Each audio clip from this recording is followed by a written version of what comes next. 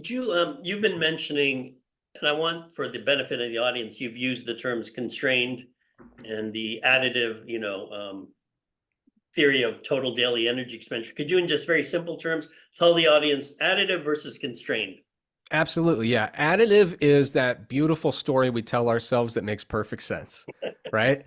So the additive model basically says if I decided every day I'm going to do more exercise and I get out my ACSM book, I do the calculations and it says this should cost 100 calories a day. The additive model says my total daily energy expenditure should go up by 100 calories a day because I just added 100 calories of exercise, right? So in a perfect world, that would be true. We go to bed and we never worry about it again. The constrained model suggests that when you are super sedentary and you are in neutral, even positive energy balance, and you add a little bit of exercise to your day, that's still true. And I wouldn't argue that. However, when we start getting to much higher volumes of exercise, where, say you're an elite athlete who's already putting in high volume and you're going to add an extra 200 calories worth of training to your daily routine. And let's say maybe because you're doing so much exercise, you're actually under fueling and maybe you're in a small energy deficit. What we find, the additive model would say you're still going to have an increase of, I think I said 200 calories a day from adding those 200 calories of exercise. The constrained model would say, probably not. Your total daily energy expenditure may only go up by maybe half of that. And you might be wondering why we would bother putting together, not me, I didn't invent the the model, but why would someone bother to put such a model together? And the reason is because we have seen enough of these particular instances where the additive model just doesn't seem to work. And weight loss trials are actually a good example of that. So if you look at a trial that says all we want to do here is add exercise to help people lose weight, right? And the e-mechanic trial is one of those trials. What you find is that people lose a fraction of the weight that you would calculate, and their total daily energy expenditure only goes up by a fraction of what you would predict.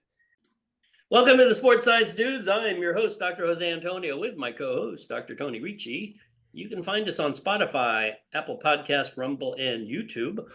Our guest today is Dr. Eric Trexler. He is a postdoc in the Department of Evolutionary Anthropology at Duke, where he conducts research on cardiometabolic health and energy expenditure regulation. He got his PhD in human movement science from the University of North Carolina at Chapel Hill. And he's published dozens of peer-reviewed papers related to exercise, nutrition, and metabolism. And the reason I wanted you on here is because it really deals with one of the pressing questions in the world of exercise.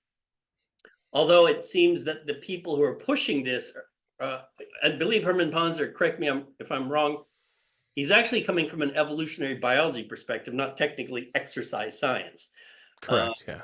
Yes. So I think to me, this is one of the more fascinating topics in our field because it goes to the heart of, okay, well, Tony and I were a bit older than you. We do recall, 1970s, there were very few obese Americans. It was, and in fact, I remember in grade school, there was always the one fat kid, and then everyone else was normal weight. Now it's the normal weight people are the ones who are the rarity, and now you have this abundance of overweight and obese kids. So it's not like we've evolved to be different humans in like 30 or 40 years. So something weird is going on. So let's start with this. Let's go back to some of the work that Herman did with the Hadza hunter-gatherer tribes in what is now modern-day Tanzania, and explain the data he came up with and why it was so surprising to really all of us in terms of, wait a minute, so us sort of sedentary Westerners expend as much total daily energy as these people who seem to walk all day. Explain a little bit about that, because I think we need a lot of background.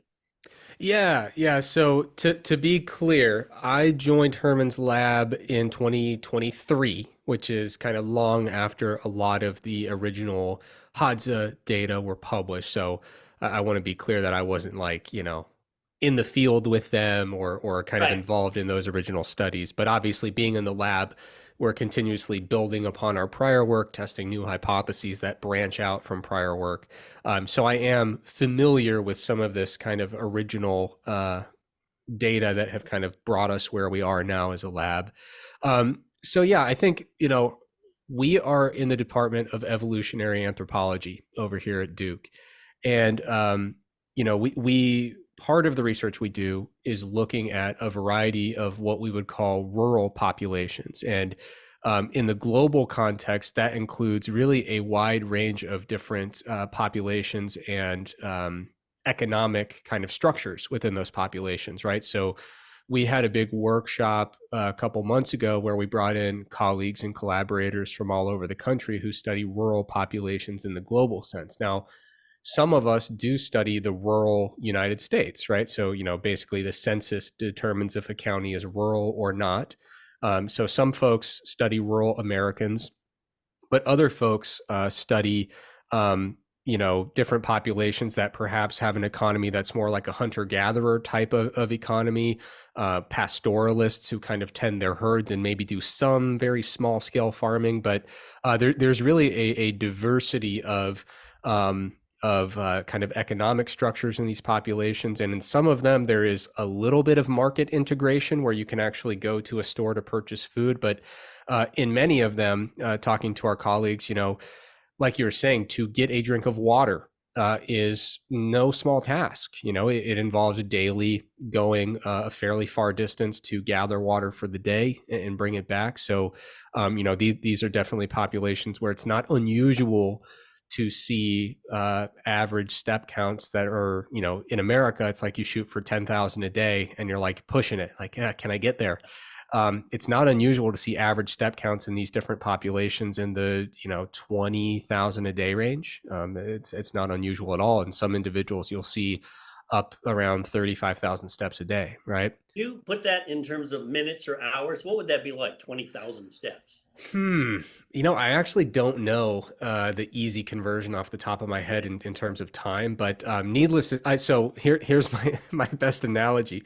When I was doing my dissertation research, my study, I had to like run my blood samples back and forth, and I would do these 16-hour data collection days. Each participant took 4 hours. I do like 4 or 5 a day, sometimes stagger them. I was running around like crazy all day. I mean, it never stopped, always moving, usually on a clock. I got to get back to the other lab. I got 90 seconds. And those were the days where I hit like 25 to 28,000 steps a day. So, I mean, it is a lot. So it's work. You're doing work. Oh yeah. Big time. So, yeah, I mean, we're talking about average values that are often, 3, 4, 5 times what we see in the typical American in terms of step counts. So anyway, I think the really interesting paper that kind of caught my eye out of Herman's lab was in 2016, where they kind of gathered and aggregated data from several different populations and combined it all to it's kind of like the definitive paper that people point to when they talk about the constrained total energy expenditure model. And the idea is not necessarily that physical activity is unrelated to energy expenditure. I think most folks who study this topic and are familiar with it will acknowledge when you go from very inactive to moderately active, we do expect that your total energy expenditure will go up to some extent. But what's really interesting in this 2016 paper is they took data from, I think, 5 different populations with very different activity levels in terms of step counts or accelerometry metrics. And they plotted out in deciles total energy expenditure per day adjusted for body composition. And they're using doubly labeled water, which is a fantastic method for daily energy expenditure in free living individuals. And what you see at the bottom portion of that distribution is what you'd expect. More active people burn more calories per day. But what's really interesting is that when you get to the top level, or the top half of that spectrum, things start to really flatten out. So it's not this perfectly linear additive relationship where every time you increase your activity level by X percent, you increase your total energy expenditure by Y percent. We find instead more of a curvilinear relationship where there's a bit of a plateau at higher energy expenditures. And the working theory is that there is some constraint, not on the, the low end, but on the high end, where once you reach a certain amount of total physical activity, perhaps there are, or there appear to be, some compensatory adjustments in some less essential elements of energy expenditure that work to keep your total energy expenditure within a particular range. Now, it's not foolproof. And what we're really looking at with the total energy expenditure model is the maximum sustainable energy expenditure over time in long time courses, right? Because Jose, if I told you, hey, I'm going to give you $1 million if you burn 7,000 calories tomorrow, you'll do it. You'll get on your paddleboard and you'll be, happy as a clam paddling away. I've seen your Instagram, right? I'd be on that board all day. Exactly. But you could do it, right? do it. You could do it. And we have ample data from ultra marathoners, right? And say, yeah, if you really need to burn 9,000 calories today, you could do it. It's going to be not a fun day, but it can be done. But what's really interesting is that there is a steep drop off. If you look at the curve of kind of maximal measured energy expenditures on the y-axis, in calories per day. And then on the x-axis, you have the duration of the activity, right? So it could be a single day event, or maybe like a 3-day event, or a 2-week, really prolonged staged race. There's this immense drop off in what we see as the maximal observed energy expenditure per day. And when you start to extrapolate that out over months, what we start to see is what appears to be a functional limit. And I can only speak for myself, but I know folks in our lab, when we discuss it, we don't necessarily speak of it yet as a true physiological limit, as if it's like a law of nature. But what we often acknowledge is that we haven't really found anyone where we see their energy expenditures above this curve, when we kind of fit energy expenditure per day to the duration of activity. And what we seem to find as a kind of prolonged, sustainable daily energy expenditure, the kind of ceiling that we've observed so far tends to be about 2.5 times an individual's basal metabolic rate. So it scales to body size, generally speaking. And so, we do these BMR units because it kind of just works with the modeling. But, so if your BMR is 1,500 calories per day, then, 2 times that, you're talking about, 3,000, right? 3 times that, you're talking 4,500. So when we look at 2.5 times BMR, we start to see numbers for the maximum sustainable amount that actually do look pretty similar to what we see in doubly labeled water studies when we look at maybe soccer players or basketball players or rugby players. We see those elevated expenditures, right? It's not like the model suggests that a totally sedentary person and an Olympic soccer player have the same total daily energy expenditure. But the model argues that there's a constraint that seems to be observed when we try to sustain really high energy expenditures over time. So I want to bring sort of a sports application here. So the Tour de France, where these cyclists are expending a lot of energy daily, but also consecutive days. And aside from the use of performance enhancing drugs that sort of help them get through the event, explain how that would work in that population, because they're the population of athletes I think of where, holy shit, they're really burning a lot of calories every day.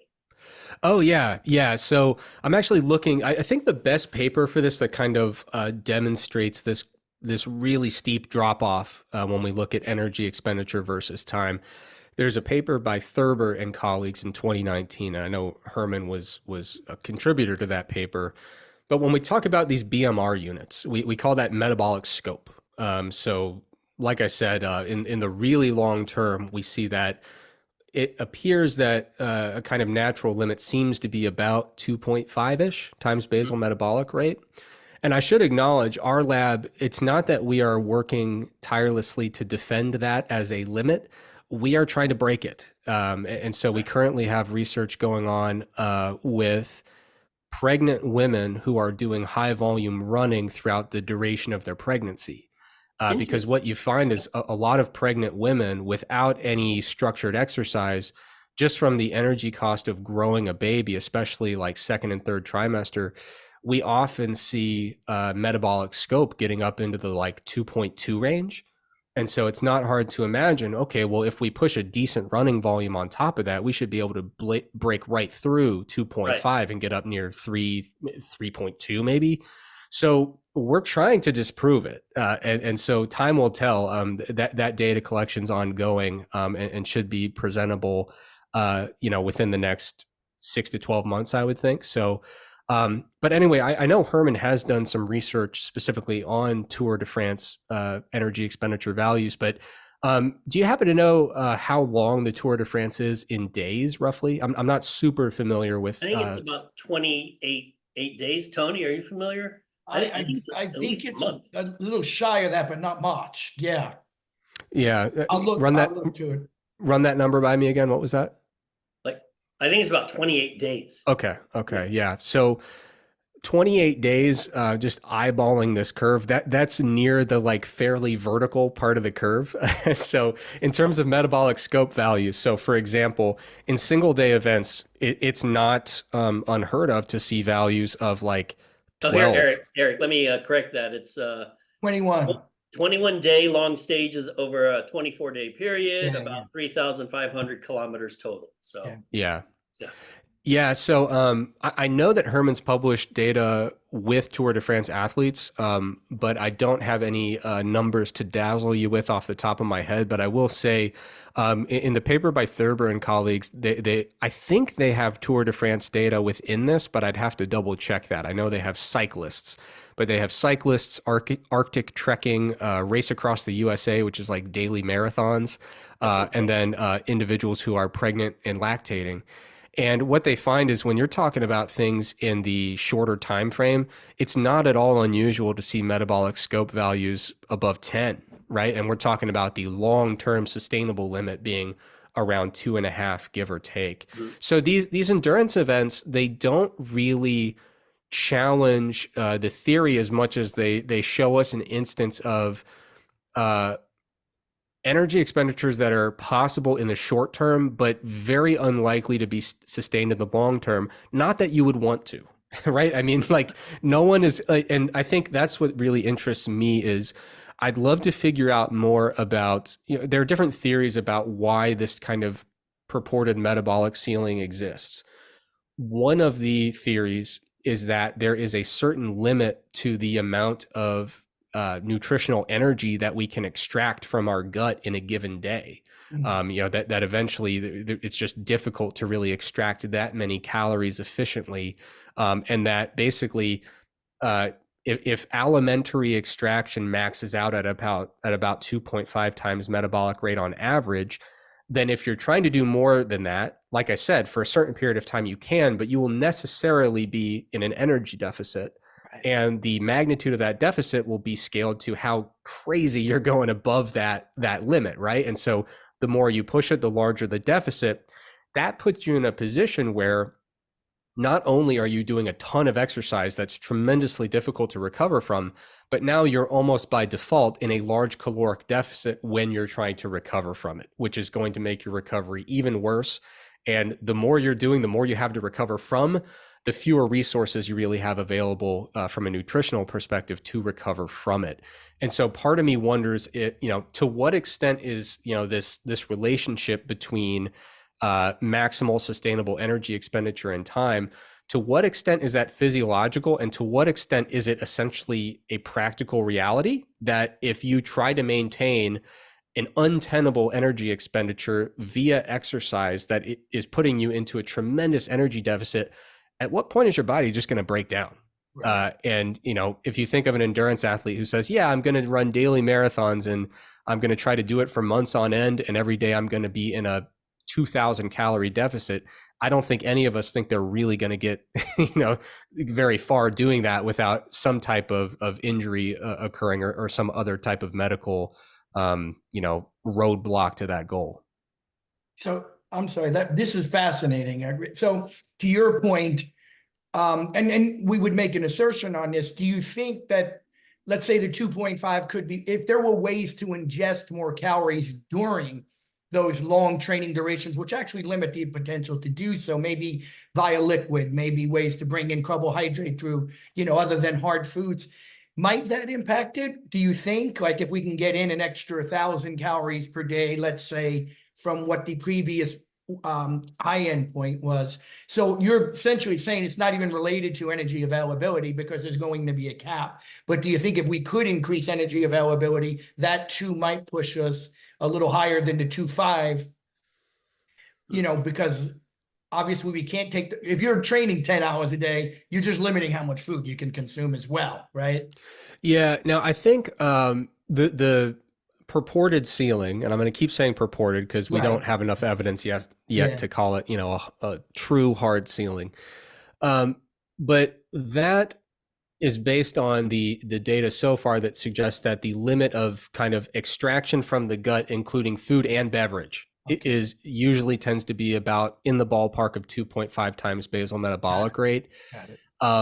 However, to your point, I would be really intrigued to see well-controlled study designs that use routes of caloric administration that, so if you're like hanging an IV and providing nutrition from that type of route, I would be curious to see if there are other ways to kind of facilitate nutritional interventions and maybe push beyond that. I'm a lowly bodybuilder turned researcher. I don't know enough about really creative forms of nutritional provision, but it would be something that I think if you could, and to be fair, when we look at finding better ways to facilitate nutrient extraction, maybe there are other ways, even with food, that we could talk about, like a low residue diet with kind of minimal fiber and semi or non-digestible carbohydrate.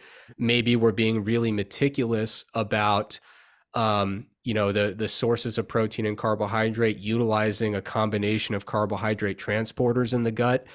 Who's to say that you can't really dig into the nuances there and get a touch above that?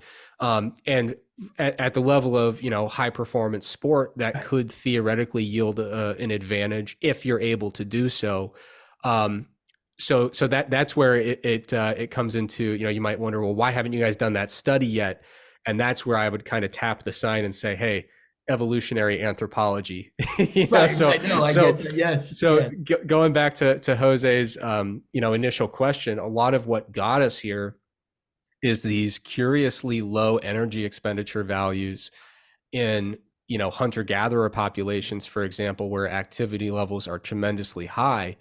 And I think what's really fascinating is, there's a study by Willis and colleagues a couple years ago where they found that when you are providing plenty of fuel and you are not basically out exercising your limit of energy consumption, the additive model of energy expenditure actually does pretty well. So the more that you increase your activity, the more your energy expenditure goes up. But what they did was they separated their analysis into people who were in positive energy balance, neutral energy balance, and negative energy balance. And what they found was that the constrained model really seems to shine and really seems to be much more appropriate when people are specifically in negative energy balance.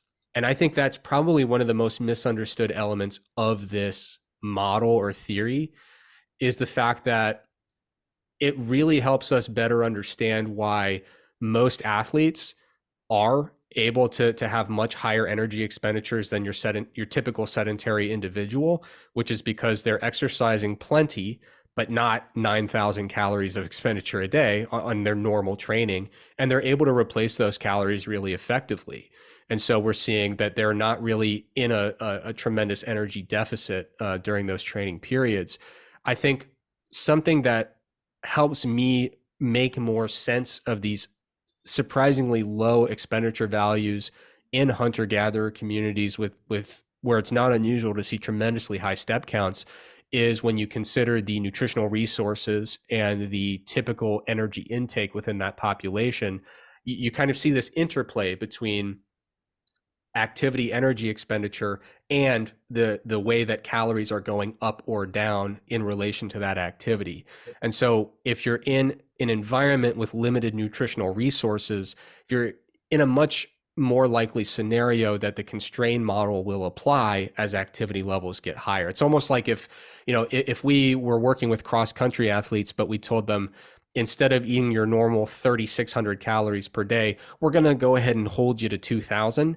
Yeah. I think you would see that where the additive model used to work out pretty well, now we're looking at something where a constrained model seems a lot more appropriate. So Yeah. I do think that the interplay between activity level and energy balance, energy availability, nutritional resources in that specific environment, I think that's really the missing piece that helps a lot of folks say, okay, now I get a better understanding of what's going on here. And there's actually just a paper it's so new that you can't even get the formatted PDF yet. It's still in the ugly looking proof PDF just went up a few days ago. But it's from the e-mechanic trial that they did down at the Pennington Biomedical Research Center. And it's really fascinating because it's really opening my eyes and kind of helping me better, I think, better understand the relationship between exercise energy compensation, or the constrained energy expenditure model, and one of my hobby horses from back in the day, which is metabolic adaptation. Mhm. And so the first thing I ever published was in the ISSN journal about metabolic adaptation. It was I remember that article actually. a review paper back in 2014. And we were looking just at, from a dietary perspective, in people who exercise, but we were looking at, for people who are really restricting their diet and trying to train hard, what are these, kind of broad adaptations in energy expenditure that start at the hypothalamus, largely dictated by the hormone leptin. And then the hypothalamus integrates this leptin signal and has all these downstream effects on our energy expenditure, and particularly the energy efficiency of our movement, right? Because when you look at where metabolic adaptation really makes an impact on energy expenditure, it's not necessarily resting metabolic rate. It's really non-exercise activity thermogenesis. Mhm. And I've made the mistake over the years of getting too caught up in thinking that non-exercise activity thermogenesis is equivalent to non-exercise physical activity. And they're distinct, Non-exercise activity thermogenesis can go down even if you're keeping up the same step count and the same amount of mechanical work, if you're doing that work with more efficiency from an energetic perspective. And there's a series of two incredible studies out of Colombia. It was Rosenbaum and Liebel, who they did some of the best work that's ever been done on metabolic adaptation. And what they did was they took people at their baseline weight and after a 10% weight reduction, so a long effective weight loss trial, they got these measurements at baseline and after 10% weight reduction. And they were looking at the energy cost of exercise. And they really went all out in terms of controlling everything. They even went so far as they used DEXA. They were measuring energy expenditure while cycling. They used DEXA to look at the weight of their legs and actually used little weights to replace the leg mass that was lost during the weight loss portion of the trial. Interesting. Because they really wanted to hone in on the mechanical efficiency with which they were doing work with their musculature. So they have them redo the cycling protocol after the weight reduction. And what they found was a pretty substantial increase in the energetic efficiency of muscular work, specifically at very low intensities. So we're talking about 10-watt cycling, Okay. 25-watt cycling. So that's on the metabolic adaptation side of things. This newest paper that I mentioned that was published a few days ago, when they were looking specifically at the folks in this e-mechanic trial who had the highest magnitude of exercise energy compensation, these compensatory mechanisms that essentially make the constrained energy expenditure model work and make it relevant, these folks didn't really have depressed resting metabolic rates. And so I am increasingly, and this is me interpreting papers that just hit the presses, so I'm speaking only for myself here, but I'm in, Trexler at all then, huh? Just Trexler. yes, exactly. So yeah, if I was wearing a Duke t-shirt, I'd take it off right now. I'm not speaking for anyone but me, but I'm increasingly starting to think that exercise energy compensation probably has more in common with metabolic adaptation than we've previously assumed. And I'm starting to think that when you look at how the energy deficit plays such a key role in some of these large magnitudes of exercise energy compensation, I'm thinking that after 5-10 more years of research, we're going to end up tracing this all back to the hypothalamus. And I wouldn't be shocked if leptin is ultimately kind of the key to both sides of this coin here. So all of that is to say, when you think like we see these folks, these hunter-gatherer folks who are walking 20,000 steps a day, and why is their energy expenditure not scaling linearly? I think a little clue that we can get from metabolic adaptation is that when you're doing low intensity activity, we've seen with metabolic adaptation that the same steps cost fewer calories if some of these hypothalamic adaptations are in place to conserve energy. So there's a completely analogous adaptation with dietary restriction. And I'm trying to convince myself that it wouldn't apply to exercise, but I can't. Maybe I will someday, but for now, I'm thinking that these two instances kind of map onto each other pretty well. Did you, you've been mentioning, and I want for the benefit of the audience, you've used the terms constrained and the additive, theory of total daily energy expenditure. Could you, in just very simple terms, tell the audience additive versus constrained? Absolutely. Yeah. Additive is that beautiful story we tell ourselves that makes perfect sense, right? So the additive model basically says, if I decided every day I'm going to do more exercise, and I get out my ACSM book, I do the calculations, and it says this should cost 100 calories a day. The additive model says my total daily energy expenditure should go up by 100 calories a day because I just added 100 calories of exercise, right? So in a perfect world, that would be true. We go to bed and we never worry about it again. The constrained model suggests that when you are super sedentary and you are in neutral, even positive energy balance, and you add a little bit of exercise to your day, that's still true. And I wouldn't argue that.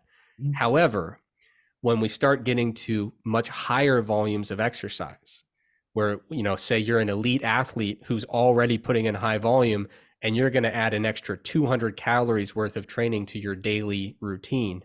And let's say maybe because you're doing so much exercise, you're actually under fueling, and maybe you're in a small energy deficit. What we find, the additive model would say you're still going to have an increase of, I think I said 200 calories a day from adding those 200 calories of exercise. The constrained model would say probably not. Your total daily energy expenditure may only go up by maybe half of that.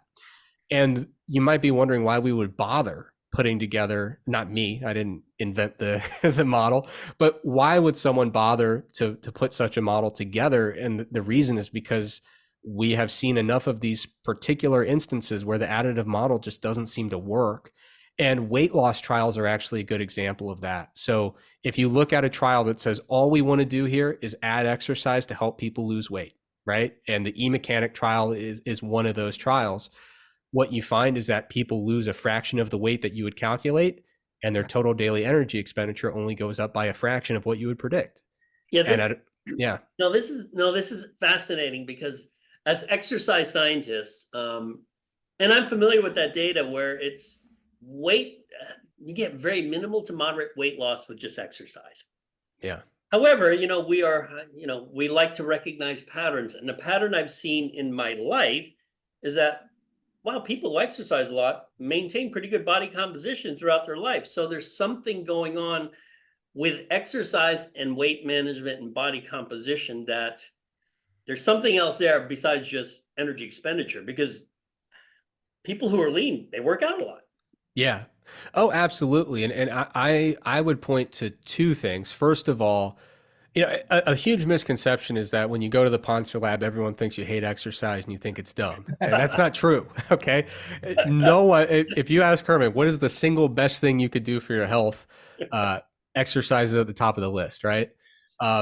Yeah. So there are tremendous health benefits of exercise. And when it comes to body composition, obviously, even cardio in certain populations is going to actually contribute to better body composition, addition of lean mass and an offset of fat mass at a given body weight, right? So there's the body composition element of exercise where you are loading muscles, and that certainly helps with retention of greater and accretion of fat-free mass. And then add in resistance training, and that's even better in terms of body composition. Right. The other element that I think is lesser known is that there's a really fascinating review paper by someone with a French last name that I can't remember off the top of my head. I'll have to look it up and send it to you. But they are reviewing a small body of literature, but a really fascinating body of literature, which shows it hints at an appetite regulating effect of physical activity. And so what they argue in this model, with empirical data to back it up, is that there are basically competing regulation systems controlling how much we are inclined to consume. Appetite regulation, and not just appetite, but also desire to eat, which is technically a little bit different. So what they argue is that at very low levels of physical activity in very, very sedentary people, our energy intake patterns are primarily regulated by hedonic factors, right? So we don't eat, if we're super sedentary, we don't say it's time for dinner because I burned 2,800 calories today and I've only consumed 1,600 so far, so I need to make up that difference. We eat dinner because it's dinner time, and we are likely to gravitate towards something that tastes nice. And usually our energy intake is not being scaled to any kind of physiological titrated energy balance equation. It's being driven by the hedonic value of consuming another meal and some of those neurophysiological rewards that we experience when we consume another meal. And usually what that does is, for the typical American, for example, put us in a slight energy surplus. And it doesn't have to be huge. If you maintain a 150 calorie surplus per day for 50 years, eventually you've gained a considerable amount of weight. Now, obviously, at a certain point, there's other appetite regulatory factors that come into play as body fat changes and things like that, but you get the idea. So the idea is, when you're very, very sedentary, usually the hedonic system is kind of regulating your appetite and your food consumption habits. But as you start to increase and go to being moderately active or even highly active, that hedonic control system kind of fades into the background, and the actual physiological system dictating, the pressure to achieve neutral energy balance starts to really take over in terms of the key appetite regulating system or mechanism. Wow. So the idea is, when individuals go from being super sedentary to moderately active or highly active, instead of eating because of hedonic drivers, there's a much more titrated appetite regulating response that kind of takes over. And so that could very well feed into what you're referring to, which is the fact that people who maintain a high level activity throughout their lifespan, I wouldn't question that they do tend to be considerably leaner. While the tricky thing is, on the other hand, when we tell someone who is 45 and they're enrolling in a study that's only open to people with a BMI over 30, and we say, hey, exercise 5 days a week and we'll see how much weight you lose, it's like 1.5 kilograms after 24 weeks, right? And so it's difficult to hold both of those truths in each of your hands, but they're both reliably observed. Yeah, that's interesting. It's and I think part of the reason those of us in the exercise science field, and I actually include you in there, Eric, you're still an exercise scientist, is that the idea that a lot of people, it seems that they go to the gym purely on, I need to burn calories because I'm eating calories, when in fact, as you mentioned, it affects other behaviors. It's not just calories in.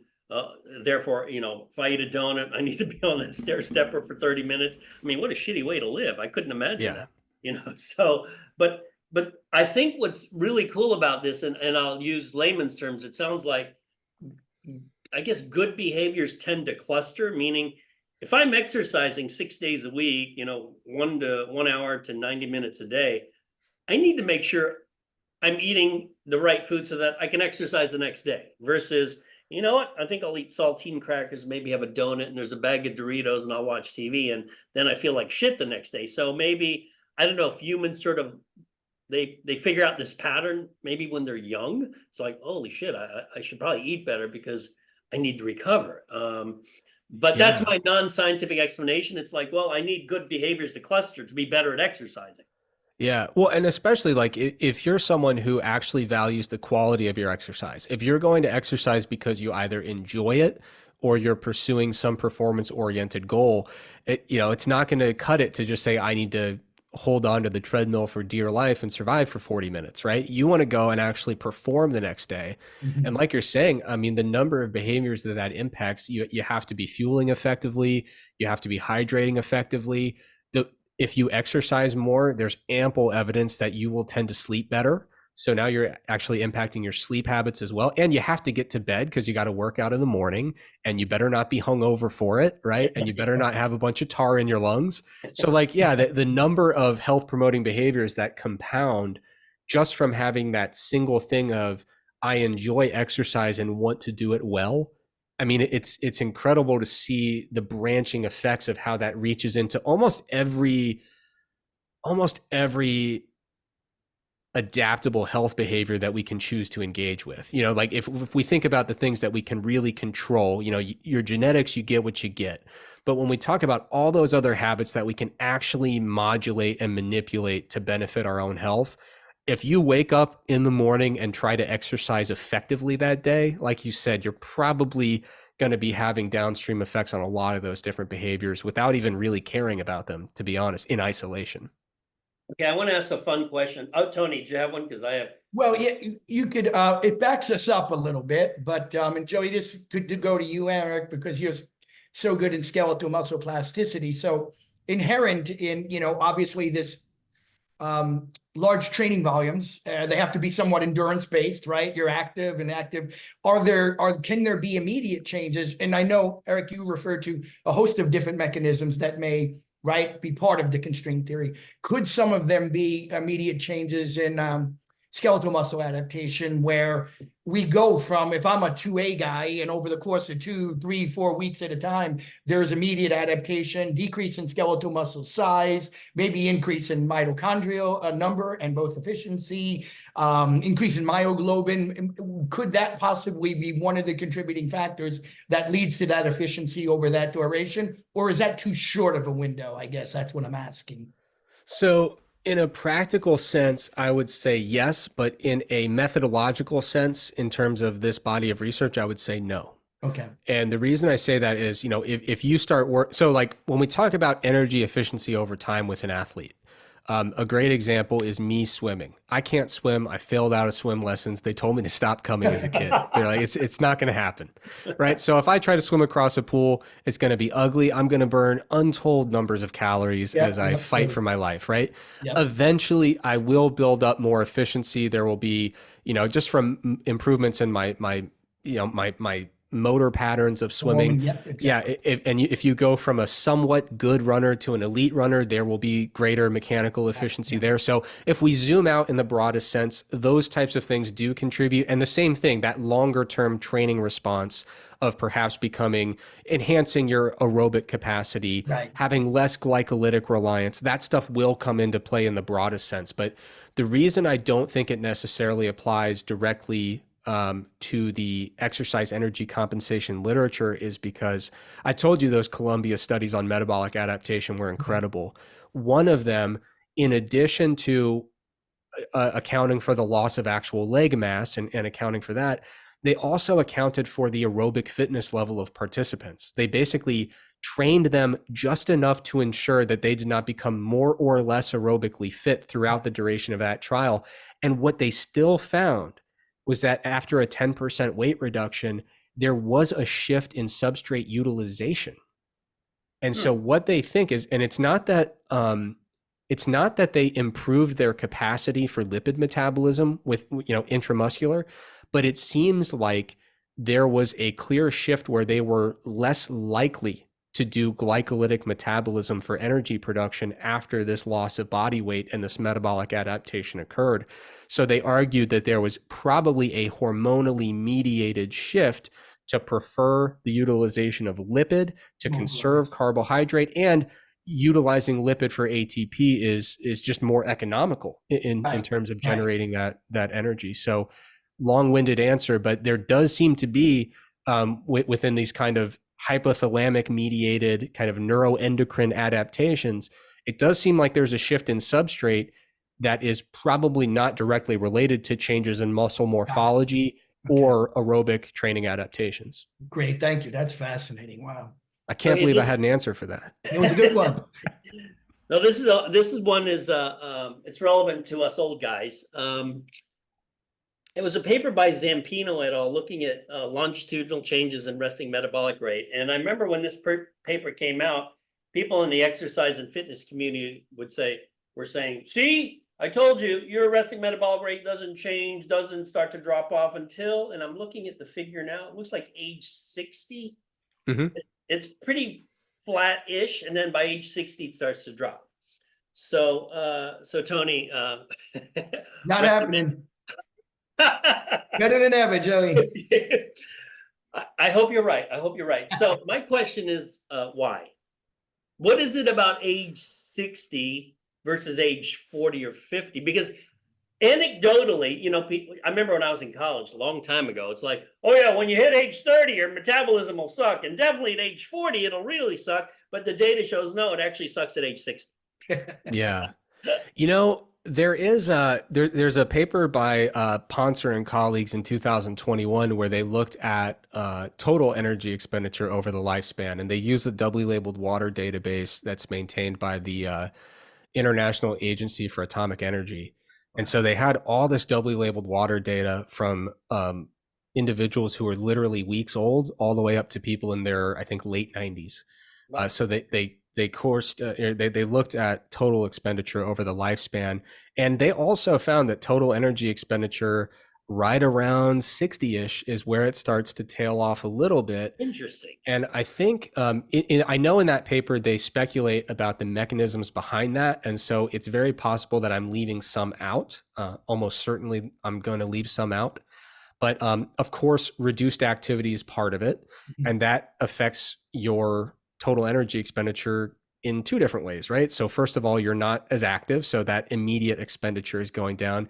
Second of all, you're probably not loading your skeleton as much, and so you might be losing some fat-free mass, which of course is the kind of primary predictor of resting metabolic rate. It's not a perfect predictor, but it explains more than anything else. So there's the reduction in activity that also impacts some body composition characteristics. One other thing that they mentioned, I believe, was the possibility that at the age of 60 and beyond, we start to actually see some tissue-specific changes in energy expenditure. So for example, you know, we always talk about how skeletal muscle is this really, this tissue that's just churning through calories, has this high metabolic rate. And if you want to increase your metabolic rate, put on muscle. But muscle is, I think it's 13 calories per kilogram per day. It's resting metabolic rate. Heart and kidneys is 400, right? I mean, it's just in a completely different level. Now, you're not going to have, tens upon tens of kilograms worth of heart and kidney tissue. I hope you don't. That won't be good. But nonetheless, I think one of the proposed mechanisms in that paper is that perhaps as we age, we start to see some age-related changes in the metabolic activity of perhaps some of those organs, which really do have a huge impact on our total daily energy expenditure. I mean, if you just look at liver, brain, heart, kidneys, even a small age-related decline in the metabolic activity of those organs would really have a measurable, detectable effect that would impact not only total energy expenditure, but basal expenditure as well. So that could be something that links the findings of those two papers. So I think it's multifactorial. And as someone who I like to think of myself as being pragmatic, my question is always, what are you going to do about it? Right. And so when people say, oh, I'm approaching 60 and things are going to get rough, I said, well, we still have the same levers to pull that we've had all along, which is, all these different health behaviors we've alluded to previously. And the reality is, if you are lucky enough to live into your 6th, 7th, 8th decade of life, yes, your fitness goals start to become more about keeping what you have rather than gaining what you've never had. But I prefer to view that as a privilege of living to see the day that you're, you know, fighting a different fight in terms of your fitness level, and it's still a noble fight to embark on. Yeah, I mean, obviously age always wins. Yeah. This is really more of an academic discussion. Tony and I are still going to be working out like crazy, hopefully slowing down some of these processes. But at the end of the day, you know, I'm looking at this figure and there's a few people who are close to 100. And I'm thinking, hey, if I could get close to 100 and be active and, you know, functional, hey, I'll be happy. But, you know, it's like my primary, you know, exercise training is paddling, you know, and one day I'll get Tony out there, but he might sink to the bottom if he falls off. But the one thing that I like about it is that I know from a purely physiologic standpoint, I'm not going to get better. However, from a skill standpoint, I can get better. So if it was just like, if I was a distance run, it's like, you know what, I'll just be slower every year. But at least with this, the skill component, and Tony knows, even the skill component is good for maintaining cognitive function. Absolutely. When you challenge your brain with a you know, with an exercise that's fairly difficult, you know, I'm like, okay, I'm glad I picked this, because if it was some other less skilled type exercise, it would just be, it would be age 60, 61, 62. And I'm like, this slow decline. It's like, oh my God, that's got to be depressing. Yeah, no, Tony, I think, I think about it. Yeah. I mean, I think about aging all the time. I mean, as I'm, you know, getting into my 30s, and, you know, I'm like, okay, well, I see where it's going, if I'm lucky. Right. And I think, when I think about aging successfully and enjoying the aging process, I think about how am I going to change the way I engage with exercise? And like you said, picking new skill-based forms of exercise that kind of check those boxes for physiological demands, that's a great way to do it. Another way, something I think is great about different strength sports, is that they typically have masters categories, you know, masters 1, masters 2, and so even then you're saying, okay, I'm not going to set the PRs I'm not going to break the PRs that I set when I was 28, and lifting 3 hours a day and, you know, not a care in the world. But if I'm able to maintain my strength better than everyone else in the 70 plus category, I'm still winning. Right. And I still have that bar to shoot for. Eric, you're going to laugh at the age category I compete in. Just get ready for this. I compete in the 60 to 100 age group category. Broad range. Yeah, you know, like, holy shit, I'm competing against 90-year-olds. This is great. Yeah. That's half a century in a category. That's right. Like, I think you need to grow the sport, get some more more people to enter into the masters races. They'll start chopping that up a little bit. I think so. Hey, we want to be respectful of your time, Tony. If you have any final questions or comments for Eric, because this has been just to really thank you, Eric. This is fascinating. I look forward to sharing it with my students, the work you're doing, and I just think it just shows the incredible adaptive capacity of the human body. It adapts to things in ways we still don't understand, and it adapts to things we never thought it could. It's really pretty amazing. What a great discipline in science, and really happy to have your work as, you know, available to all of us. It's great. I appreciate that. Yeah, thank you, Dr. Eric Trexler, Duke University postdoc. It's been a pleasure. So enjoy the rest of the day. Thank you. Appreciate it. Thank you. Yeah.